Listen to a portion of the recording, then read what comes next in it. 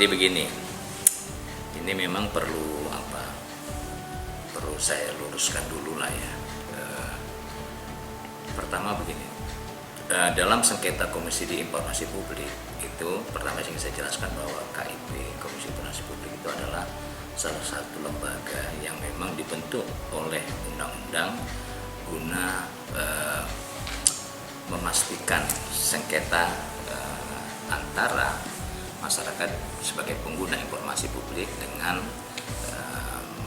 pejabat ataupun institusi yang memiliki informasi-informasi publik tadi. Nah, manakala nanti Komisi Informasi Publik sudah melakukan pemutuskan tentang suatu persoalan, maka sifat putusan itu memang final, dia tidak ada bisa lagi. Nah, tapi di dalam undang-undang dia dimungkinkan mengajukan bandingnya bukan ke Komisi Informasi Publik tinggi, enggak, karena dia harus melakukan banding ke Petun, Perda Petun.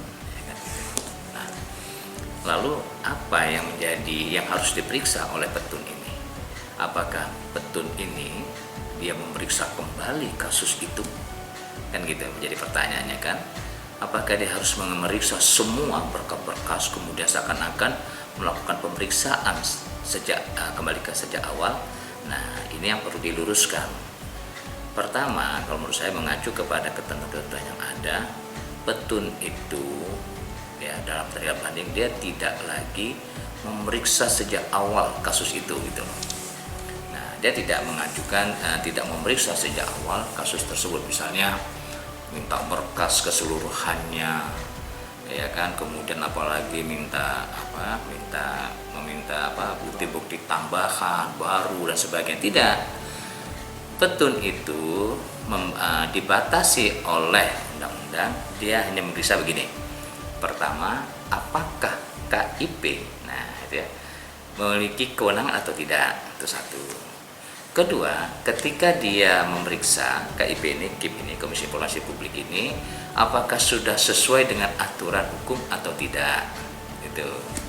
Kemudian diuji lagi, apakah KIP ini dalam memutusnya itu sesuai atau tidak dengan prinsip, dasar, dan azas-azas yang menjadi kewenangannya itu tadi.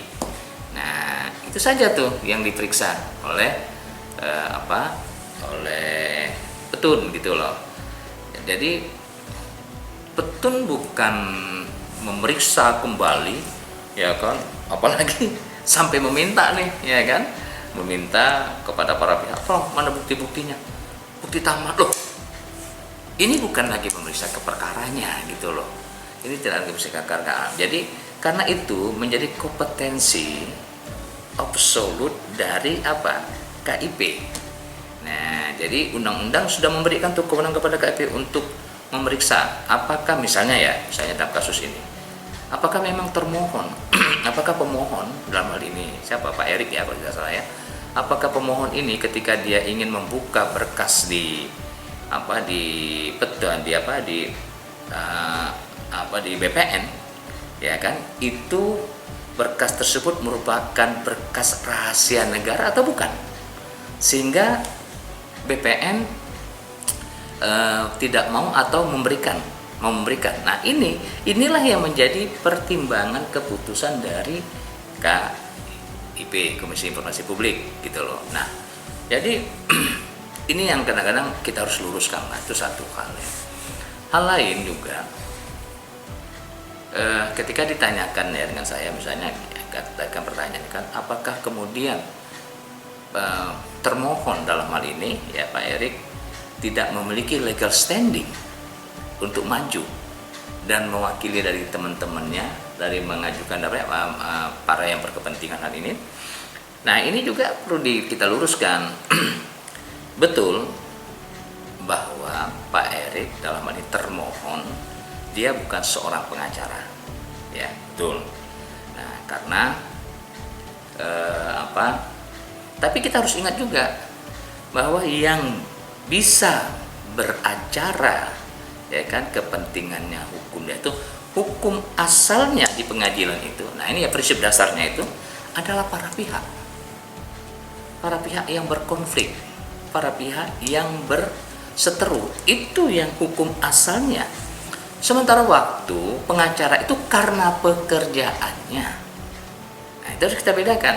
Jadi karena pekerjaannya maka dia harus punya izin. Sementara waktu ya termohon dalam hal ini dia maju ke pengadilan ya kan, dan mendapat surat kuasa dari teman-temannya yang juga adalah berkepentingan terhadap ini, para pihak yang bersengketa juga dengan BPN, maka dia tidak diperlukan surat izin.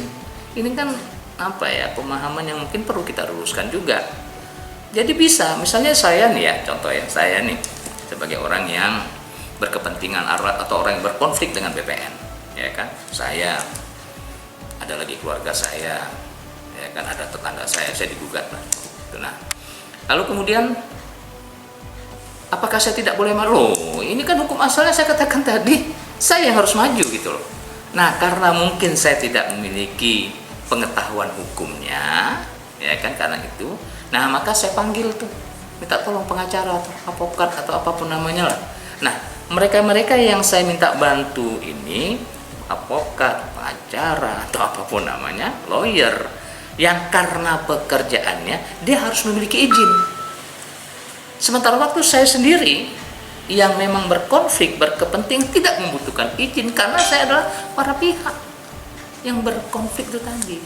Nah, kemudian apakah kemudian misalnya teman saya tadi, tetangga saya, keluarga saya yang 2 orang ini yang juga menjadi bagian dalam kasus itu, boleh atau tidak maju? Atau boleh nggak dia menguasakan kepada saya? Boleh, dibolehkan sekali oleh hukum seperti itu. Nah, jadi ini juga harus diluruskan. Artinya kalau kita ya pertama jawab pertanyaan tadi, bahwa jelas termohon dalam hal ini Pak Erik, kemudian siapa lagi, Pak Tekun Seng, kemudian Pak Edi, ya kan, sama-sama ketiga ini memiliki legal standing untuk maju. Dia tidak dibutuhkan surat izin sebagai advokat. Nah, memang karena Pak Eriknya, Pak Tekun Sengnya, siapa lagi kalau tadi Pak Sapurna Halim dan Pak Edi, itu bukan karena profesi, bukan pekerjaannya sebagai pengacara. Dia adalah pihak yang berkepentingan di mana hak-haknya menurut mereka, ya kan, itu sudah terzolimi. Nah, kan begitu tuh, sudah diabaikan oleh keputusan-keputusan yang dikeluarkan oleh BPN. Itu menurut dia, maka dia berhak untuk maju. Nah, itu tadi ya. Nah, kemudian menjawab lagi pertanyaan tentang Nah, kalau BPN itu penting juga surat kuasanya itu. Sama, jadi sama-sama surat kuasa. Nah, BPN surat kuasa. Nah, hanya tadi menarik, ya kan, pertanyaannya kan begini.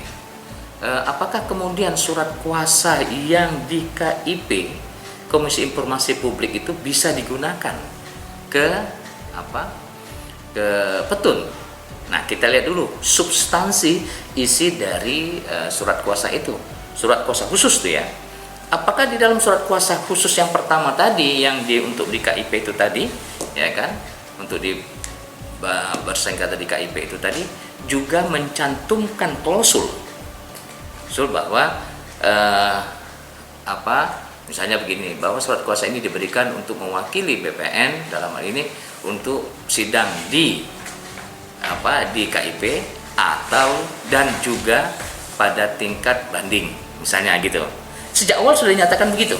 Nah, tapi yang menariknya ini kan tadi Anda katakan adalah justru surat kuasa pertama ketika dia hadir di petun, ya kan, itu yang digunakannya adalah surat kuasa pada tingkat pada tingkat sidang di Komisi Informasi Publik. Nah, ini domain yang berbeda, hanya itu saja, domain yang berbeda, dan itu jelas tidak boleh. Nah, dan ini saya katakan hakim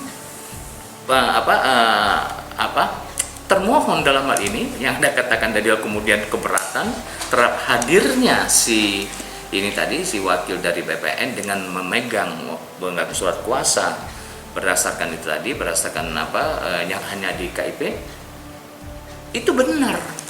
secara hukum sudah dapat dibenarkan. Wajar saja kalau dia bilang, kalau dalam ini termohon merasa keberatan. Karena apa? Ya tadi, surat kuasa itu bukan untuk menghadap bersidang di petun, tetapi itu hanya terbatas secara eksplisit bahwa itu di peradilan atau di persidangan di KIP. Nah, lalu tadi kata Anda menanyakan juga, lalu kemudian diperbaikilah Pak Dokter dengan pemohon tadi. Tetapi anehnya dia bilang di situ dicantumkan, ya kan, surat kuasa yang sudah diperbaikan ini katanya kan tadi kan sudah Anda katakan bahwa di situ dikatakan lagi bahwa surat itu tidak ada perbedaan, hanya nomornya aja sedikit berubah. Oke, itu apapun perubahan tetap ada perubahan nomor. Tapi dia bilang di situ dicantumkan surat kuasa yang kedua menghadap di KIP dan petun. Nah, ini juga ada keanehan. Kenapa saya katakan keanehan? Loh, kenapa dia harus cantumkan itu sementara waktu surat untuk kuasa dia menghadap di KIP itu sudah ada kan? Harusnya BPN membuat surat hanya untuk surat kuasa khusus untuk menghadap, mengurus dan sebagainya di petun. Nah, ini menjadi apa? Menjadi anomali tentunya, ya kan, menjadi aneh. Kenapa saya katakan aneh? Lalu yang mana yang benar dari surat kuasa ini untuk di KIP-nya, di KIP-nya? Sementara waktu sudah ada keluar, yang pertama dibawa itu sudah benar, tapi ada lagi muncul ini. Nah, cara membuat seperti ini yang saya khawatirkan. Saya khawatirkan apa? Ini sudah keliru, salah, esensi substansinya salah. Nah, ya begini ya. Kalau dalam perspektif pidana ingin saya katakan, perspektif pidana, surat kuasa seperti ini bisa saja keterangannya tidak benar. Itu jelas tidak benar. Dan itu bisa 263 loh. Nah, 263 loh itu. Dan itu jelas perbuatannya. Karena apa?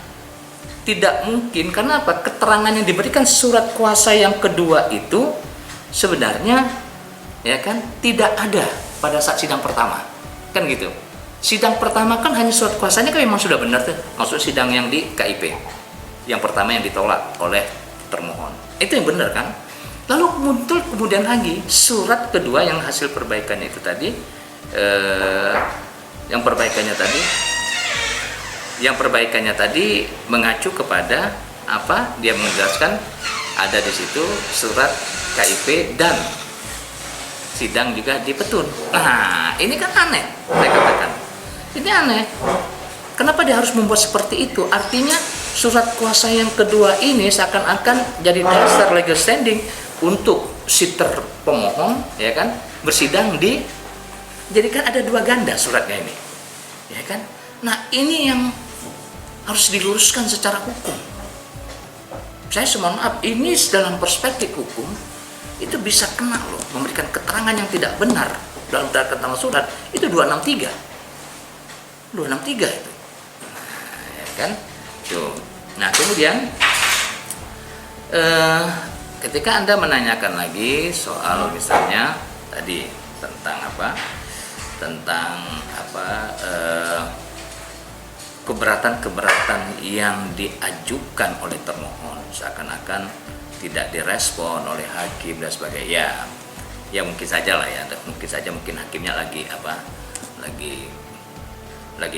agak kurang concern ya, nggak apa-apa. Tapi seharusnya dalam persidangan ya, dengan prinsip equal, persamaan perlakuan di muka hukum, apapun dari permohon ataupun termohon itu harus dijawab oleh hakim. Karena memang fungsinya seperti itu.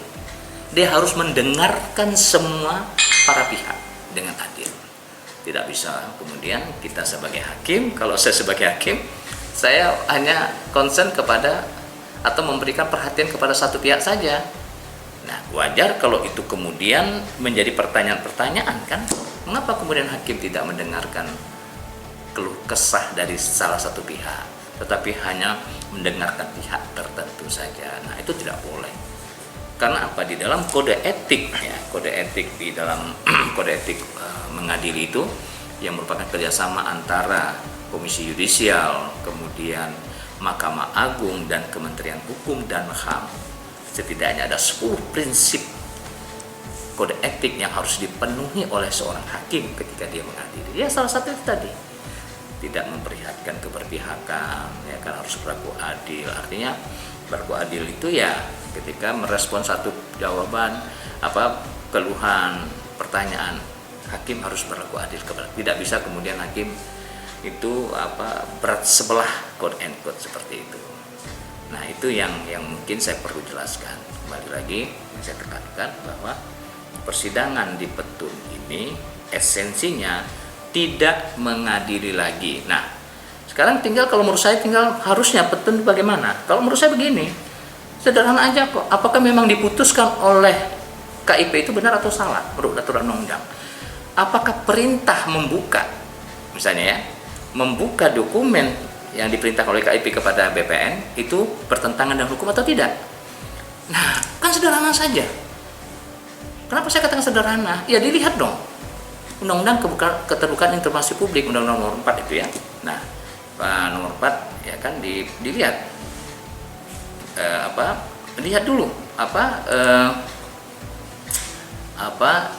apakah memang misalnya di dalam Undang-Undang Nomor 14 ya tahun 2008. Nah, itu dilihat apakah ya kan dokumen yang dimintain oleh pemohon pada saat Petun ini tadi, pada saat KIP tadi sidang di Komisi Informasi Publik, itu adalah dokumen yang dikecualikan, yang tidak boleh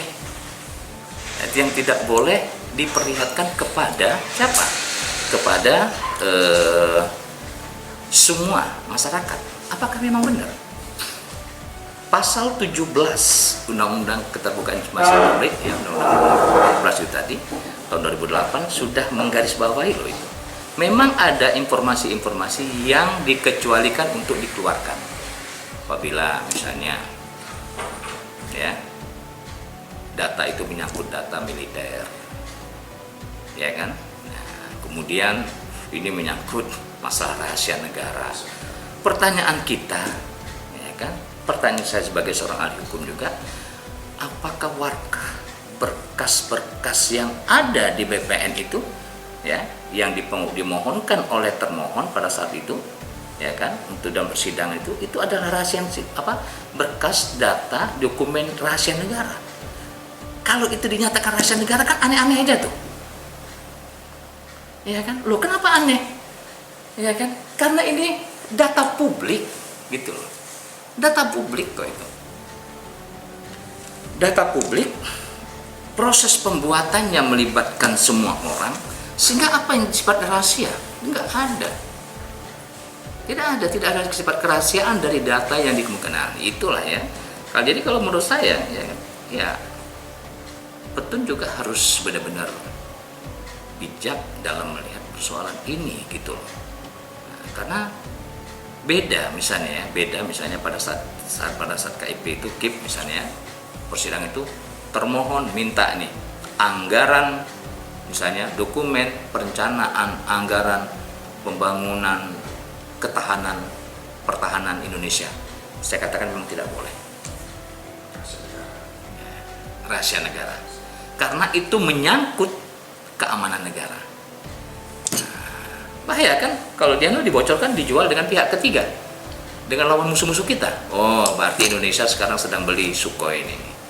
Oh, ini dia punya rahasia begini. Oh, dia sedang melakukan riset ini loh, kajian-kajian ini. Nah, itu kan bisa negara musuh kita misalnya ya, tetangga kan dalam perspektif geopolitik kan seperti itu. Wah, ini bisa mengancam kita ini. Yuk kita buat senjata juga ya. Nah, seperti itu. Tapi kalau data BPN, apapun bentuknya ya, saya katakan apapun bentuknya, entah itu warga, entah itu peta asal, apalagi misalnya pernah dikeluarkan sertifikat yang itu adalah produk dari BPN yang sifatnya overlap dan sebagainya, itu saya katakan exactly not rahasia negara gitu.